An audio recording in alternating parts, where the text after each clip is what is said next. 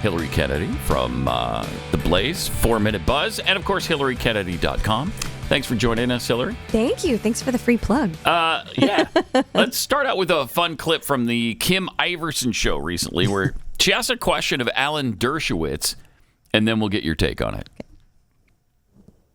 One last question. Do you think that Jeffrey Epstein killed himself?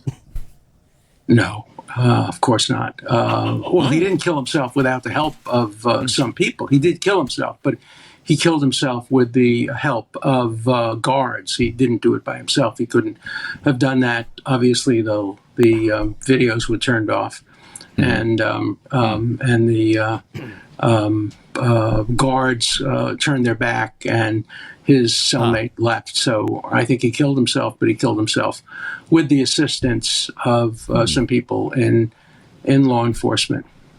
Okay. All right, Mr. Dershowitz, thank you. Okay. Yep. Okay. I wasn't expecting that answer, but I think you're right. Okay. Okay.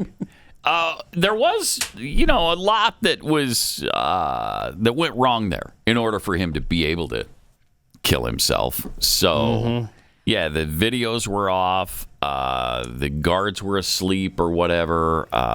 It was. They were shopping on Home Network, or I don't know. It was a white sale. Remember? Yeah, that's right. But boy, that was as matter of a fact answer that you could expect from someone. Of course not. And he's kind of close to that whole issue of Jeffrey Epstein. Am I right, Hillary? Well, it's weird because he says, "Oh, of course not," and then he starts backpedaling, and to me, that's what seemed weird. He gives a definitive, like, "Oh, of course he didn't kill himself," and then He you brings see the the guards lights come into on, it. and he's like, "Well, I mean, not by himself. Well, he there did were kill some himself, other people, but yeah, he got help." So I saw a tweet yesterday. It kind of sums up what I think. This guy said, "Wow, one of the most formidable attorneys of our generation, ladies and gentlemen, and arguably could not have played that worse. Makes you wonder." Right. And it does make you wonder. Remind everyone what his connection, so to speak, is in theory with Jeffrey Epstein and everything. He worked on some legal matters with Jeffrey Epstein. He'd been to that little St. James Island or whatever. So he's on the flight logs, that kind of thing. And he was accused by two women in particular, Virginia Giuffre, who was the most famous, who kind of came out about what happened with Epstein and the trafficking of girls and all that. And so she did say that she was forced to have relations with Alan Dershowitz. He sued her. She eventually backed down and said, "I may have made a mistake in saying that this happened." But there's another woman. Did she buy a car after that, or well, maybe a nice new house? I don't know. We don't know. Yeah, An island. Just might wondering. be. Just wondering. But there's another accuser. Her name is Sarah Ransom. She was in a deposition where she went into a lot of detail about being involved with Alan Dershowitz and that he knew what was going on and that she was part of a liaison with him. And so I don't know what's going to come of that. Interesting. But there's been enough women that have said, yes, he was there, he was involved. He has said, he's maintained his innocence and said, the only woman I've slept with is my wife, nobody else. The times that I went to Epstein's Island was with my wife and children. Okay. And he has a very compelling argument as well. He said, I have nothing to hide. He's been very upfront about that. But this particular interview, he also said... Epstein Island, by the way, very family friendly. I mean, people were taking, family vacations there all the time. Right. I think you get a discount if you're under 18. Maybe that's not a good joke. Sorry, I walked into that one. Oh, gosh. This is interesting. Well, I just think he... Maybe don't do quite so many interviews anymore because every interviewer is going to ask you about something else. Epstein. Well, so when Kim Iverson asked him on the show, her team reached out to his rep and said, if he comes on the show, we have to ask about Epstein. And they were like, okay, cool. But when she asked him those questions about it on the air, he said, you're sandbagging me, and this is the last time I'm ever going to come on your show. Really? Oh, so that's what happened right before the clip we just showed. Oh, my. So maybe just don't do as many interviews, Alan, if you don't want to be asked about it, or if it's going to give you an opportunity to maybe slip and say something you don't want to say. Yeah, good point. Good point. All right. So you also have a story about a judge and an OnlyFans account? So you've heard of Judge Judy. Wait. This is Judge Booty. Judge. That's not really his name. That's in very poor taste. No, I like it. His name is Gregory Locke. He's 33. He is a judge in New York City, and he recently got fired because he was moonlighting as a porn star on OnlyFans. Oh, boy. He also has an X-rated account on another site called Just for Fans. So he charges $12 a month. He says white collar professional by day, very unprofessional by night, always amateur, always raw, always slutty. So this is something that got him into a lot of trouble. Wow. Because I think a lot of people would never have even known, except for on Twitter. Someone asked him, what do you do for a living? And it was people that are involved in this sort of seedy internet world. And they said, what's everybody do for a living? And he said, I'm a judge. And then from his personal account, he started tweeting some really nasty things to New York City Mayor Eric Adams. I won't read the tweet because it's really, really in poor taste. And then he also tweeted to a city councilwoman, Vicky Palladino. She was criticizing Drag Queen Story Hour.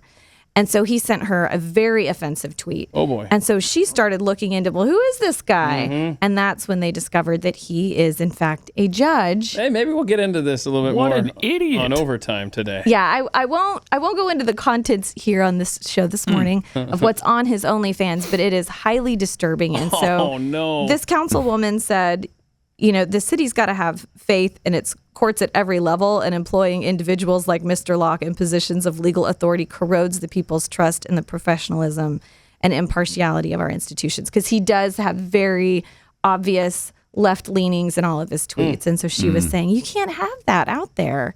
All the OnlyFans stuff aside, like, you cannot have someone out there putting their views when they're supposed to be impartial. Interesting. So, yeah. Okay. So it was okay, the porn he was doing on OnlyFans. It's just his opinions on Twitter that were, sorry, we can't have that. That's where we draw the line. Well, what I found interesting, too, online, so many people were defending him because he makes, they put out there what he makes an hour. It's $58 an hour working as a judge. But people were saying he lives in New York City. The economy is so bad and inflation is so high. What else was he going to do? So $120,000 salary as a judge. Right. But I'm sure there's plenty. He doesn't seem to be bothered by the fact he got fired. He went to the Adele concert in Vegas this last weekend and was posting footage of him at the concert and just said, having a great time. And then he was like, did I miss anything? Is anything else going on? Do we know what he makes an hour as an OnlyFans model? Well, I know he charges people $12 a month. So I don't know how many people want to see. And you have that as a recurring charge, or do we know how many people subscribe? I didn't you could see that. figure That's out. a really good. I will say he did talk about his job, though, on his OnlyFans account, too, saying, like, I was never going to focus on work if I didn't do this, and then did whatever he does on his OnlyFans account. And your favorite female fighter in UFC, Holly Holm. Yes. She had some post-fight comments that are a little bit, I guess, controversial. She did, yeah. She won her first win since 2020. It was awesome. I'm so proud of her. She was fighting Yana Santos, and her post-fight interview, she brought up she wanted to end the sexualization of children. She wanted us to do more to protect children. I don't know if we have a clip of that. Yeah, I didn't think we do. Use your post-fight speech. Did you want use it? The press conference? This is great. You want this one first instead of the ring? Okay. Use your post-fight speech. Oh, there we go. On my part, and I feel like I have the platform to say it. I need to say it. I just feel it's really sad, all the sexualization of our children right now, and we need to protect them, whatever that may be. Let's protect the children, please. Protect the children. Stop sexualizing the children. Yeah. Okay. Good. And then in the post-fight press conference, she expanded those thoughts a little bit. Use your post-fight speech to use a platform, I believe, to sort of speak out against the sexualization of children. I'm curious if you wanted to use your platform again now to sort of go into further detail. There's a lot of things. I don't ever want to be, I'm not like a real political person. I don't like to put that stuff on any of my social media or because I think but there's also just right and wrong, and I feel like everybody should be on the same side on that. I don't feel like that has anything to do with left side, right side, or anything like that. I feel like everybody should be wanting to protect our children. Yes. And there's stuff there's a lot of child trafficking, and I mean that's like the extreme part, but there's a lot of levels to it. You just see it almost being more accepted, and I think that's really sad. So I just feel like we should all do what we can. I know it's like a lot of people don't even know what to do, but if I can at least have a voice on it, then that's something I can speak out on it. And it's just to get everybody together to protect children. It's childhood really affects people in their long-term life too. I mean, I have friends that are adults, and their biggest thing that kind of is this shadow, kind of that dark space in them is being sexualized when they were young. And I just feel like it's almost getting accepted. Crazy. Interesting. Controversial, right? Yeah, crazy. How dare you talk about the sexualization of children? It would have been nice, though, if she would have been a little more specific. Are you talking about the drag shows? Are you talking about that? Or what are you talking about exactly? Right. Like, was she talking about transgender issues in sports? Right. Is she right? The drag queen story hour? Like, what is it? And because she wasn't very specific, she didn't go quite as far with it as I wished that she had. Yeah. It's great that she's putting it out there, though. I just hope that, I think she's dipping her toe in the water. Because like she said, she's not political. She doesn't post anything about politics or hot button issues. She's just there to fight, and that's it. But it was interesting that she chose now to kind of start speaking out. And she did just sign, right before this fight, a 6-fight deal with the UFC, which is huge. So now she's got some cover. Yes. And she's a 41-year-old woman getting this deal, which is, it's a really amazing thing. But now she's got this even bigger platform to talk about this further, which I hope the next time she talks about it, she gets more specific. So we've got at least 6 more press conferences, or do they not let? I'm serious. Like after the fight? Yeah. Because win or lose, they'll okay, ask cool. her. Yeah. Oh, so, nice. All right. So I hope we hear more from her. Now, was the fight bloody enough for you? I mean, it's never really bloody enough, Pat. But no, she did a great. I mean, she's really fun to watch. So she was the first one to beat Ronda Rousey, right? Mm-hmm. Yeah. They call her she's the preacher's daughter. Her dad is a minister, and so by all accounts, Holly Holm's just a really, really nice, kind, wonderful person. So she's really scary in the ring, though. All right. I love it. So you'll be doing the Blaze's 4-Minute Buzz. I will. So please continue to tune in. Not only that, but you're coming up today with Keith. Got to come back in here on Overtime. Yes. Right? So yes, please tune into that All right, too. Hilary, thanks a lot. Yeah. Thanks for having me on.